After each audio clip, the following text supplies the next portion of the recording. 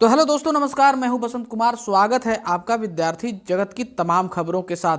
तो दोस्तों, अगर आप इस चैनल पर नए हैं तो इस चैनल को सब्सक्राइब कर लें ताकि विद्यार्थी जगत की तमाम खबरों से मैं आपको अपडेट करता रहूंगा दोस्तों।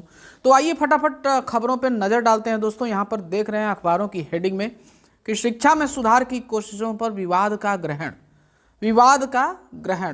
परिषदीय अंग्रेजी माध्यम स्कूलों को नहीं मिले शिक्षक। कस्तूरबा गांधी विद्यालयों में अध्यापकों की नियुक्ति भी फंसी। तो आइए जरा इसको पढ़ते हैं विस्तार से। दोस्तों, यहां आप देख रहे हैं कि उत्तर प्रदेश में बेसिक शिक्षा में सुधार की कोशिशें विवादों में फंसी रही हैं। जरा हमको आप ये बता दीजिए दोस्तों कि कौन सी भर्ती विवादों में नहीं फंसती है उत्तर प्रदेश में। इसका जवाब हमें कमेंट बॉक्स में जरूर लिख दें। इसका नतीजा है कि लाखों बच्चों को निःशुल्क एवं अनिवार्य बाल शिक्षा का अधिकार अधिनियम RTE 2009 के मानकों के अनुरूप शिक्षा नहीं मिल पा रही है। कहीं अंग्रेजी माध्यम में परिवर्तित किए गए परिषदीय स्कूलों में अंग्रेजी भाषा के योग्य शिक्षक नहीं मिले, तो कहीं शिक्षकों की भर्ती ही नहीं हो पा रही है। अब जरा ये बात हास्यास्पद है कि नहीं कि योग्य शिक्षक ही नहीं मिले। आपको अगर योग्य शिक्षक नहीं मिल रहे हैं तो आप इलाहाबाद में आइए, आपको मैं पूरा एकदम सलोरी, बघाड़ा, गोविंदपुर, दुनिया भर की जगहों पे ले चल के आपको घुसा देता हूँ कमरों में। और कितना योग्य शिक्षक आपको चाहिए जरा आपको हमको चलिए मिलवा देता हूँ और कर लीजिए भैया उनकी भर्ती। इस तरीके से बेवकूफ़ बनाना छोड़िए कि योग्य शिक्षक नहीं मिले। दोस्तों, आपको जानकारी होना चाहिए कि योग्य शिक्षक नहीं, आपने भर्ती प्रक्रिया को इतना लंबा बना दिया है कि योग्य शिक्षकों का मनोबल ही टूट रहा है। तो आगे बढ़ते हैं दोस्तों। बेसिक शिक्षा परिषद के अंग्रेजी माध्यम से संचालित प्राथमिक एवं उच्च प्राथमिक स्कूलों को 3 साल बाद भी योग्य शिक्षक नहीं मिल सके हैं। योग्य शिक्षक नहीं मिले हैं कि आपने भर्ती प्रक्रिया ठीक से नहीं कराई है। अरे भाई, आप आइए इलाहाबाद, तो बनारस आइए, इलाहाबाद आइए, आपको दिखाते हैं कितने योग्य शिक्षक पड़े हुए हैं। कितने सालों से इंतजार कर रहे हैं वैकेंसी का कि वैकेंसी टाइम से हो जाए तो योग्य शिक्षक मिल जाए। लेकिन आपकी मंशा जब खराब है तो योग्य शिक्षक मिलेंगे कहाँ से।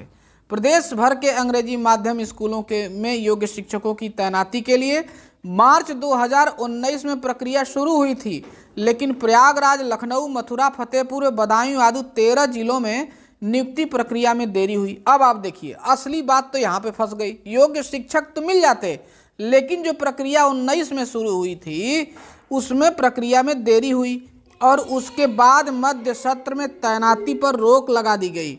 उसके बाद कोरोना के कारण सब कुछ ठप रहा और इस मसले पर कुछ शिक्षकों ने हाईकोर्ट में याचिकाएं भी की जो लंबित है अभी तक। प्रयागराज के अंग्रेजी माध्यम परिषदीय विद्यालयों में 500 से अधिक शिक्षकों के चयन के लिए 25 मार्च 2019 तक आवेदन लिए गए और 16 मई को लिखित परीक्षा हुई। 26 जून को 1 जुलाई तक उत्तीर्ण अभ्यर्थियों का साक्षात्कार भी हुआ। यानी यहाँ आवेदन भी हुआ, लिखित परीक्षा भी हो गई, साक्षात्कार भी हो गया। लेकिन 31 अगस्त और 1 सितंबर 2019 को विद्यालय के विकल्प भी भरवा लिए गए, लेकिन उसके बाद मामला ठंडे बस्ते में चला गया। और आरोप क्या लग रहा है कि योग्य शिक्षक ही नहीं मिले। दोस्तों, इसी लेट लतीफ़ी का नतीजा है कि रुहेलखंड विश्वविद्यालय जो बीएड करा रहा है खून के आंसू रो रहा है, क्योंकि उसको अभ्यर्थी ही नहीं मिल रहे हैं कि जो बीएड करें। इस बार बीएड का ग्राफ इतना गिरा हुआ है दोस्तों, आगे उसकी खबर मैं आपको बताऊंगा दोस्तों। तो चलते हैं अगली खबर पे दोस्तों। यहीं पर दोस्तों आप देखिए कि SSC Delhi police head constable परीक्षा आज होनी है दोस्तों। मध्य क्षेत्र में 1,96,000 अभ्यर्थी ऑनलाइन मोड में 2 दिन परीक्षा देंगे। हर दिन 3 पालियों में 1.5 घंटे की परीक्षा होगी। वहीं दोस्तों SSC ने बताया टाइपिंग में कितनी त्रुटि। अब जो टाइपिंग करते समय जो त्रुटि होगी उसकी भी जानकारी SSC आपको दे रहा है दोस्तों। वहीं CGL 2021 टीयर 2 परीक्षा की उत्तर कुंजी भी जारी कर दिया है SSC और MTS 2020 की अंतिम उत्तर कुंजी SSC ने जारी कर दिया है। इस पर विस्तृत खबर अगर आपको चाहिए तो आप SSC के वेबसाइट पर जा करके विस्तृत जानकारी ले सकते हैं दोस्तों। तो आइए दोस्तों, स्नातक में इसी हफ्ते प्रवेश शुरू करने की तैयारी चल रही है। एजेंसी ने इलाहाबाद विश्वविद्यालय प्रवेश प्रकोष्ठ को सौंपी रजिस्ट्रेशन कराने वाले अभ्यर्थियों की लिस्ट। बीएड एमएड में प्रवेश के लिए मेडिकल बोर्ड आज तैयारी की जा रही कॉमन मेरिट की दाखिले के लिए जल्द जारी किए जाएंगे कट ऑफ। तो इलाहाबाद विश्वविद्यालय की ये खबर थी दोस्तों। आगे देखते हैं दोस्तों, बीएड की पूल काउंसलिंग 7 नवंबर से शुरू होनी है दोस्तों। अब आप आगे देखिए कि रुहेलखंड विश्वविद्यालय अब 7 नवंबर से बीएड की पूल काउंसलिंग कराने की तैयारी में जुट गया है। इसके जरिए विद्यार्थी कॉलेज की चॉइस बदल सकेंगे। विश्वविद्यालय को उम्मीद है कि इसमें 1 लाख से अधिक विद्यार्थी शामिल होंगे। आखिर में डायरेक्ट काउंसलिंग होगी। इससे विद्यार्थी कॉलेजों में सीधे दाखिला ले सकेंगे। इसके लिए 560 रुपये शुल्क जमा करना होगा।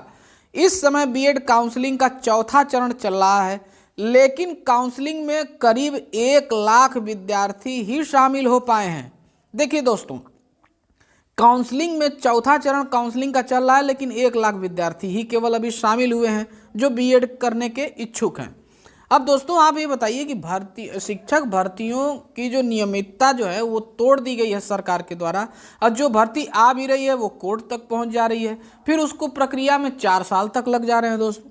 अभी आप देखिए जो 16 की वेटिंग लिस्ट का नतीजा, अभी जो नियुक्ति पत्र की बात सिर्फ चली है, 2000 जो अभी जल्दी 22 में आई थी टीजीटी पीजीटी, उसका एग्ज़ाम डेट का कोई फैसला ही नहीं लिया गया है। तो सरकार इतना जो है कि अभ्यर्थियों को, परीक्षार्थियों को झेला रही है और ऊपर से कहती है कि योग्य शिक्षक ही नहीं मिले दोस्तों।